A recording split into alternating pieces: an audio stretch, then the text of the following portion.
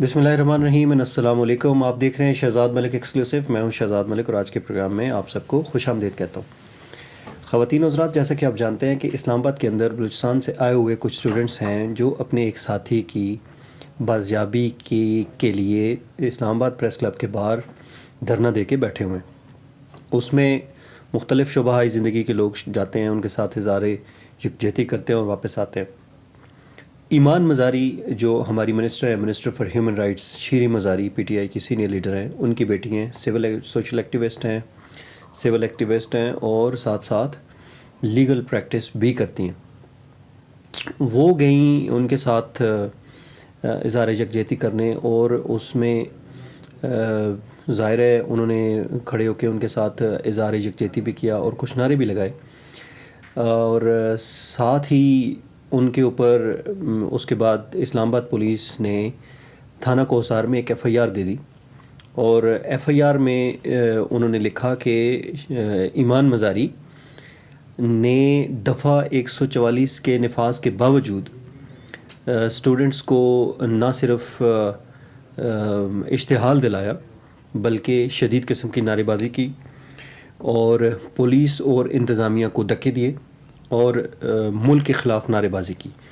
और उसके बाद उन्होंने शब्बीर तनोली जो SHO कोसार हैं उनकी मुद्दत में एक पर्चा दिया और पर्चे में जो दफ़ात थी लगाई उनमें 120B, 147, 149, 186, 353, 500 एंड 504 पे यानी कि ताज़ीरात पाकिस्तान के तहत ये पर्चा दिया। उसके बाद पर्चे को सील कर दिया गया, पर्चा सामने नहीं लाया गया। ईमान हाजिर मज़ारी और उनके साथी इस्लामाबाद हाई कोर्ट में चले गए। हाई कोर्ट के हुक्म पे पर्चा वहाँ पे अदालत के सामने ले जाया गया। इस वक्त जो chief justice Islamabad high court हैं उन्होंने किसी भी गिरफ़्तारी से रोका हुआ है, लेकिन ये पर्चा दिया और एक दफ़ा फिर गवर्नमेंट के प्रेशर पे ये पर्चा दिया गया। मोहसिन बेग साहब वाला मामला आप सबके सामने है कि किस तरीके से हेस्ट में उनके घर पे जिस तरीके से कार्रवाई की गई, उसी तरह का एक सीन यहाँ पे भी क्रिएट करने की कोशिश की गई, लेकिन इस दफ़ा एक दफ़ा फिर अदालत ने इंटरवीन किया और इनको गिरफ़्तारी से रोका। इसी सिलसिले में ईमान हाजिर मज़ारी से हमारी गुफ्तगू हुई है, पहले वो सुनते हैं और उसके बाद वापस आते हैं। ईमान जी बताएं कि आपके ऊपर क्या चार्जेस लगा के एफआईआर दे दी गई? हम सब पर चार्जेस जो लगाए हैं राइटिंग के, assault of public officers, obstruction of in their duties, इस तरह के बहुत मतलब संगीन इल्ज़ाम राइटिंग के लिए लगाए हैं। और जो हमें इन्फॉर्मेशन पहले आई थी जब एफआईआर सील हो गया था वो तो था कि ये बगावत का पर्चा है। मुझे जो लगता है कि जब प्रेशर बहुत ज़्यादा आया तो उन्होंने एफआईआर को बैकडेट करके चेंज किया मेरी वजह से।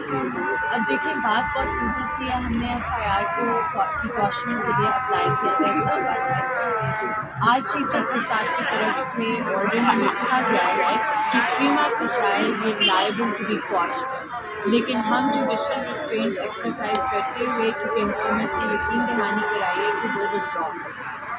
तो अब देखते हैं असल में कसूर आपको क्या था कि आप लोग स्टूडेंट्स की आवाज़ बन गई, आपने फ्रीडम ऑफ एक्सप्रेशन जो है वो तो कहीं बैन नहीं है, तो इनफैक्ट मसला असल में वो था कि आपकी आवाज़ क्यों बन गई? बिल्कुल यही है क्योंकि देखिए बलोच तलबा के साथ और जो बलोच हैं बलूचिस्तान में उनके साथ तो जातियाँ और ये जुल्म बहुत देर से होता है, तो उन्हें इरिटेशन इस बात की है कि दारुल हुकूमत में क्यों इनके लिए कोई और आवाज़ है।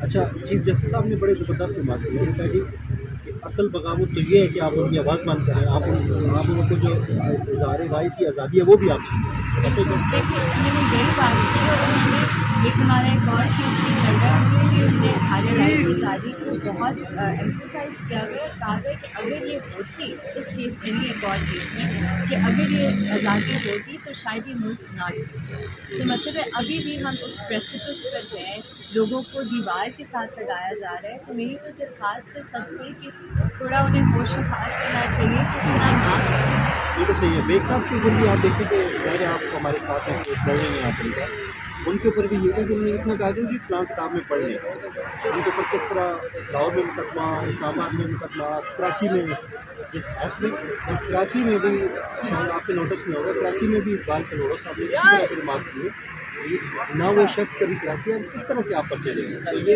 آپ دیکھیں کہ کس طرح سے محنت کرنی ہوتی ہے اور کس طرح سے پرچے یہ تو قانون کا آپ مذاق بنایا نا، آپ نے ملک کو مذاق بنایا.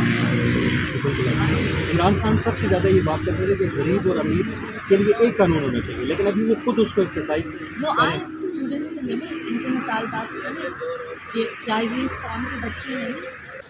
جی تو خواتین، یہ تھی میری ایمان حاضر مزاری کے ساتھ گفتگو آپ نے دیکھی. اس کے ساتھ ہی مجھے اجازت دیجیے. اپنا گردنوا کے لوگوں، اپنے دوستوں، رشتہ داروں، سب سے بڑھ کے اپنے والدین کا بہت زیادہ خیال رکھیے گا. اللہ حافظ و ناصر.